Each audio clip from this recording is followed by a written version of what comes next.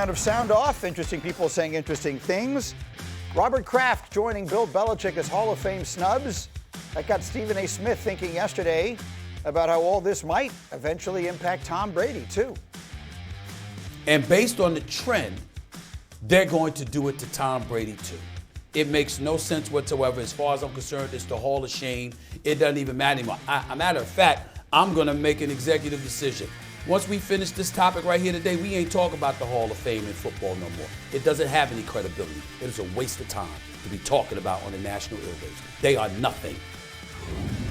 Okay, so interesting perspective. So we can take two separate parts of that. One is whether the credibility of the Pro Football Hall of Fame has taken a hit with Bill Belichick in particular, and I think Robert Kraft almost equally so, not being voted in. That's a topic unto itself. Let's put that to the side for a minute. The other is, do we believe that what is happening here is the voters are holding something against the Patriots, whether it is all of the winning that they did, which might have inspired some backlash, whether it is some of the nefarious stuff, the Spygates and the Deflategates of the world, whether it is a little bit of the institutional arrogance that people perceived, particularly Bill Belichick's sort of unfriendliness. What would you say if that was at play here? Yeah, then Tom Brady would be concerned because, the Deflategate's going to be laid at his feet. It's not going to be attributed to Robert Kraft nor will to Bill Belichick, right? Quarterbacks, I played in that era, y'all. They all got it how they wanted it, right? Like they made sure the ball fit how they wanted it. That was what everybody did, right? They scuffed them. When ball comes out of a box, it's waxy. They're not playing with that. Tim knows better than anybody. No quarterback's going playing with a brand new ball. So whatever that is, it is. They got in trouble. They paid whatever it is. If that's the reason that no one's getting in, then it would stand. Tom Brady should be concerned. I just, first of all, that all 50 didn't vote for Bill Belichick blew me away. In and of itself. And now you're talking about Robert Kraft. Let me just put this in perspective for you. As good as Tom Brady is, right? He's been unbelievably the best in our game. If you look at Robert Kraft as an organization alone, he has went to 11 Super Bowls in 32 years. He goes once every 3 years, right, basically. And he has done it with 3 different head coaches, 3 different starting quarterbacks.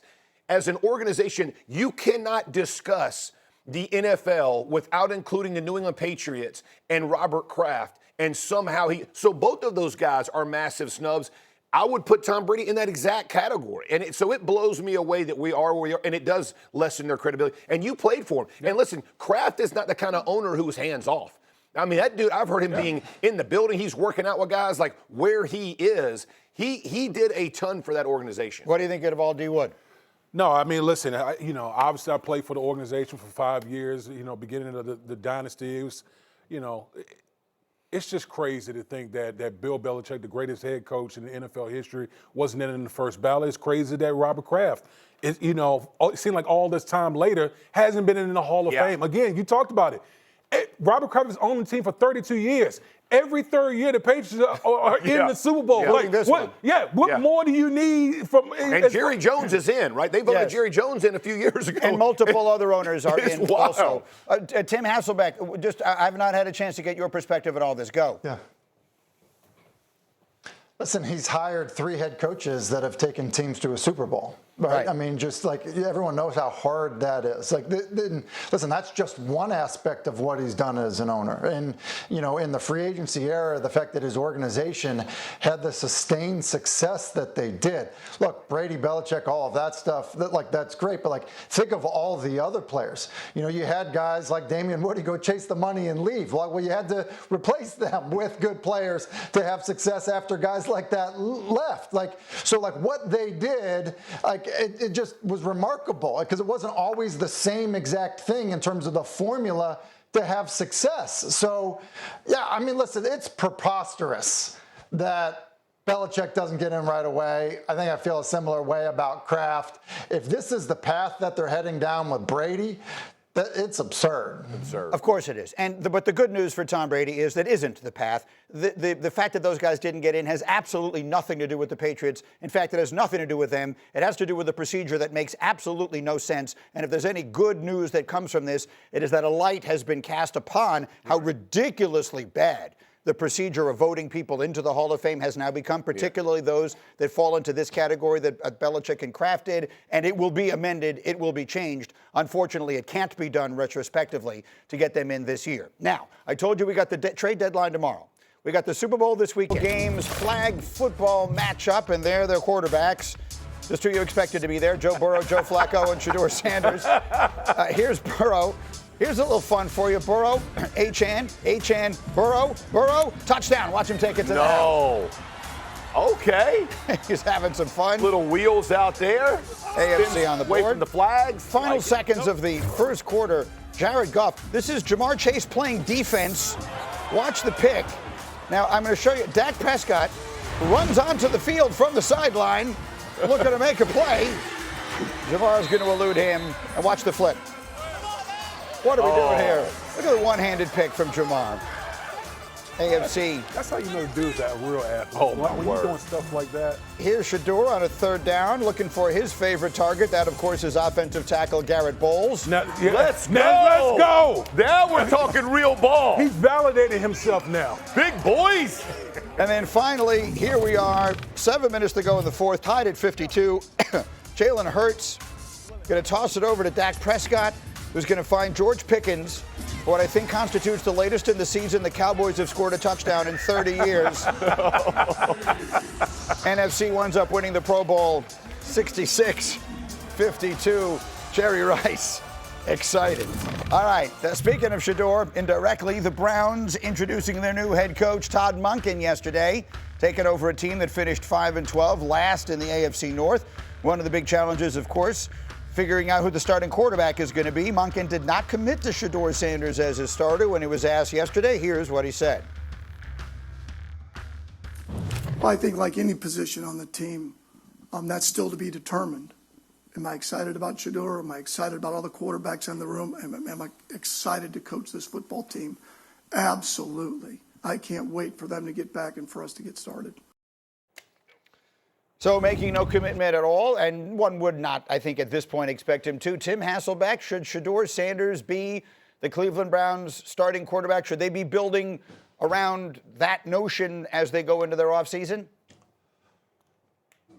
No, and they won't. And I mean, that's just the reality of it. He'll be on the roster because he's, on a rookie contract, or at least he'll be in the training camp roster. He's on a rookie contract from a year ago, much like Dylan Gabriel. Those guys, I would think, would add, the Browns would add, somebody with starter experience to compete, because there's just no way with just, probably what the evaluation has been of Shedeur, as a player in the pros now, as well as how he came into the league, that they would give him the opportunity to, quite frankly, I don't think he would even enter training camp as the second guy, on the roster. So I don't think that's how they'll operate. It's hard to become a head coach in the NFL, and if you do, you got to try to win with a quarterback, and most guys, including Todd Monken, aren't going to try to do it with somebody like Shedeur. What do you think about that, D. Wood? Yeah, he doesn't have the body of work to go into the situation and declare this guy to be the pencil him in as a starter. Listen, at the end of the day, Shedeur Sanders he's a fifth-round quarterback. He had some highlights last year. There's no question about it. But I think if you're a new coach coming in, you're probably going to have a different profile of the type of quarterback that you want. And so he's going to bring in competition, whether it be, a free agent, veteran guy, or draft someone this year. It's not going to be at 4, but there's going to be competition in that quarterback room for them to evaluate. And let's be honest, there's going to be competition everywhere. Monken ain't coming in with this. Every head coach that walks into a new building, a new program, everybody's got to go earn their job. He's going to give the whole spiel that we've heard our entire lives. Like, everybody's job is at risk. We're all in this thing together. Everybody's got to go earn it. So I don't think it's going to be any different for the quarterback. But to y'all's point, they'll bring in competition. I think they're going to try to do that at a number of different positions on that roster. One would assume. It sounds to me, Tim, like you're not convinced Shedeur Sanders has a starting quarterback job in his future, whether it's in Cleveland or anywhere. No, it's how I felt about him coming out of college. I think that there are things he does at the position extremely well that you need to be able to do well to play in the National Football League. I actually think, that's the good side of it. I think the bad side of it for him, I just think physically there are limitations that he has as a player that don't know that that anyone is building around that. Could he end up, playing in the league for 10 years, in some role as a backup and then maybe get an opportunity to play? Sure, he could. But I don't think that anybody, listen, there isn't a single team of the 32 that would look at him right now and be like, yep, I want to build around that guy. There's not, I'm not saying that to be demeaning or mean. That is the reality of who he actually is as a player and how he is viewed, quite frankly, consensusly around the league. All right, we'll have to wait and see what they wind up doing there. Again, they have 2 picks in the first round. Maybe they go late first round for a Ty Simpson or someone like that. We'll see what they decide to do. In the meantime, happy anniversary, Jeff Saturday. Okay. Let's go back 19 years ago today, to the day that Peyton Manning got his first Super Bowl win, his only one as a member of the Colts. Jeff Saturday, center of that offensive line. Yeah, we did. How many yards you guys run the ball for that day? $193. That's 193 rushing yards if you want to look at that right And who there. was named the MVP? Peyton Manning. Well, you just described it as Peyton Manning's first Super Bowl win. Yeah. You didn't even say mine. That was my first Look at one, Jeff. too. Look there at we Jeff. go. Look at them kids. Look at that. Look at the confetti. Jeff and Savannah there. Young Josh had just been born. Yeah, they give it to Manning. Don't worry about the 193 yards rushing we had. Congratulations. Manning will get back, get others. Not us. Appreciate y'all. Beat the Bears in the rain. 19 years Let's ago go. today. Hey, are we just gonna gloss over the fact that Peyton had somebody draped on him on that first throw? And then Jeff whiffs on Lance Briggs down on the goal line. Wow. Like, can we talk about this here? Hey, that was how do we choose those highlights? The first one, he held it too long. If you look, he had it out. He was smoking a cigarette in the pocket. On the last one, by the way, that's me chasing down the Sam on the front side. That's Urlacher having to jump over a body so he can't make the play. Jeff, you won the game. It's okay. You won the game. You've got the ring. Everything is fine. Yeah, we do. Comment.